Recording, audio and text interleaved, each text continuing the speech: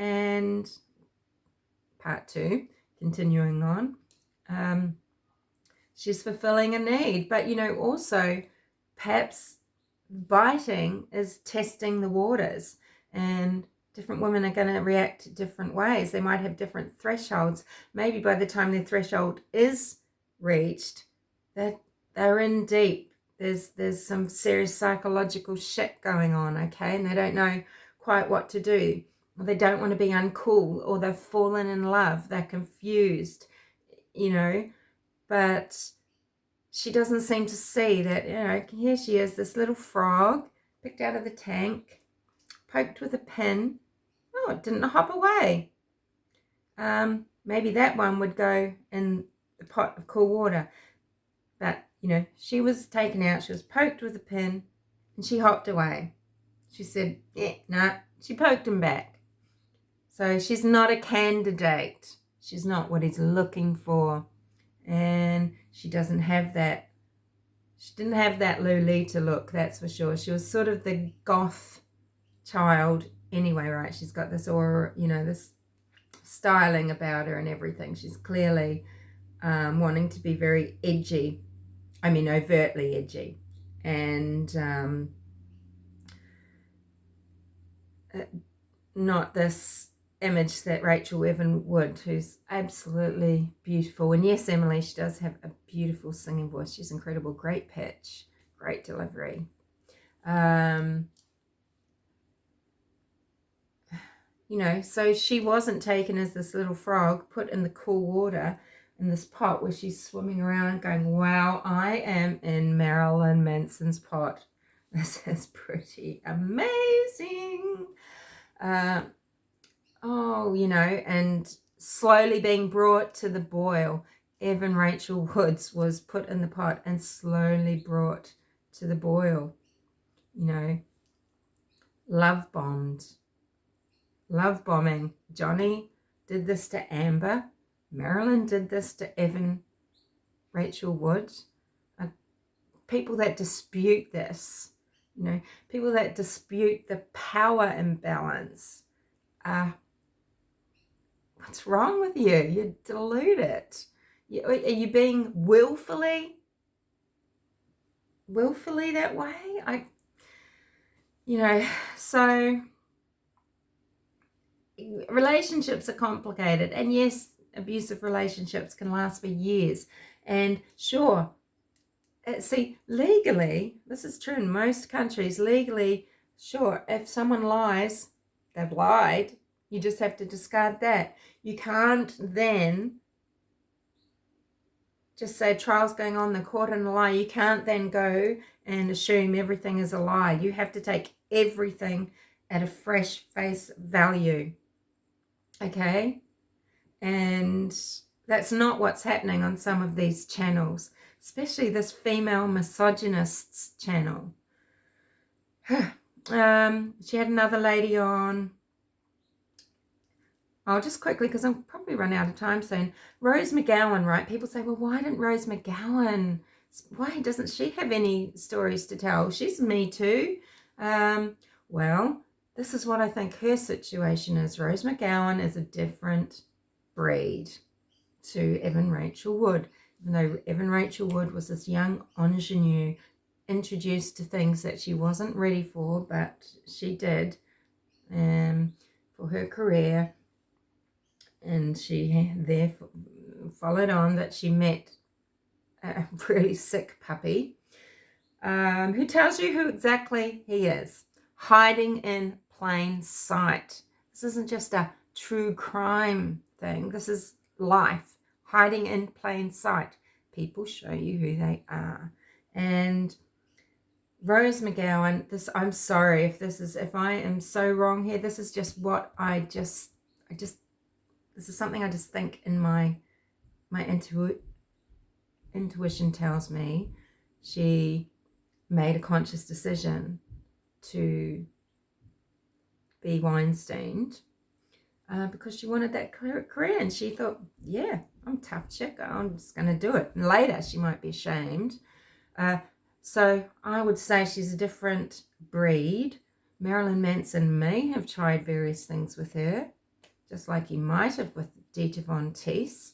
These stronger, different, more self-contained women, self-possessed women, they just weren't the frog that got put in the pot because they bit back. And I would say it didn't happen for her. She's not, she's supporting her in theory, but she's saying it didn't happen to me, but I completely behind Evan. It didn't happen to her. She's a different kettle of fish. You can say, but she's me too. She's been abused. Has she? Was she? She's just saying that now. And is that kind of proof, Nellie, in a way, that she's a different type of fish? She's someone that might make more of a conscious decision. She might have regretted it or be trying to take advantage of it later with the movement. So therefore, does it give more weight to the fact that if Marilyn tried something on her, she just wouldn't be open. She's a stronger person. She'd make a decision, yes, no. And she would say no, just like Greta said no with the biting.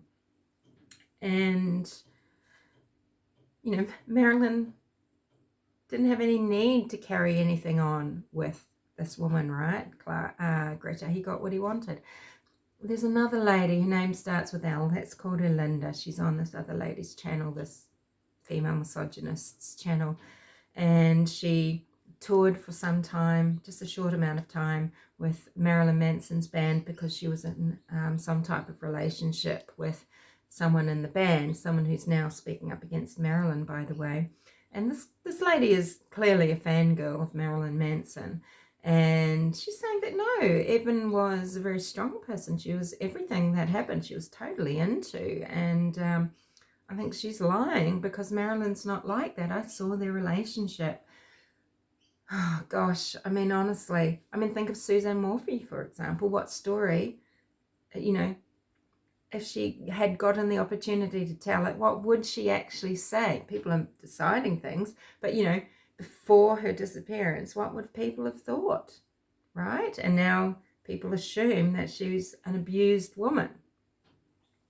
They didn't know. They wouldn't have picked she was having an affair with Jeff Libler. You can be these things together, right? You can be having the affair and you can be being abused, right? Just like with Evan Woods, she can be being abused but be kind of expressing some very subversive things, maybe as her art, She's making some absolutely intense allegations. Marilyn himself will say he called her 158 times one time when she was trying to get away from him at one point. She ended up going back because every time he called her, for every call that she didn't take, he'd cut himself on the hands and face. So she's gone back to him. This is manipulative abuse, right? I'm going to kill myself. Don't leave me. Part of the heart-shaped glasses song is if you leave, I'll break your heart-shaped glasses. Well, what are heart-shaped glasses representing in this? Your youth, your innocence, your choice, your perspective, your outlook, your feeling that the world is your oyster and that the future awaits. Is that what he's really saying he's going to destroy? Because he fucking did it. He tried by all accounts. Now, yeah, I don't know what I feel about this nitpicking of all these things. I don't care if these people are getting on a bandwagon and they're not to be believed. I don't care. That alone, that doesn't make me say, okay, well, I'm just going to dismiss everything Evan Rachel Woods has to say. There is no doubt about it. 19 is very young compared to an older man. If you've never been a 19-year-old woman, you have less of a say. If you've been an older man, maybe if you are more honest, maybe you'll have a secret understanding. Anyway, anywho, did I write anything else down? Yeah, I don't know. There's a lot going through my mind because there's a lot to explain as well. If people would like to join the discussion here, but they know nothing about it. It would be better because I always speak about things as they're going, as they are current sort of, that's how I mostly do it. So I don't, I don't come on and give you this rundown. I want to talk about things in real time with people that have their own ideas about it. And that's not my channel. That's not what I am, to just be someone that just sits here like I'm, your news source and filling you in on everything from history so that now I can talk about it. I like to take something that resonates in some way and talk about it. The red car. Okay, the themes of heart-shaped glasses. Look at the correlation to that in the Corvette scene with Johnny Depp and the Rum Diaries and how he has Amber Act. You can't tell me he's not paying homage to his good friend, Marilyn Manson. Come on. People make a lot out of Evan and Amber being known to each other. What about Marilyn and Johnny?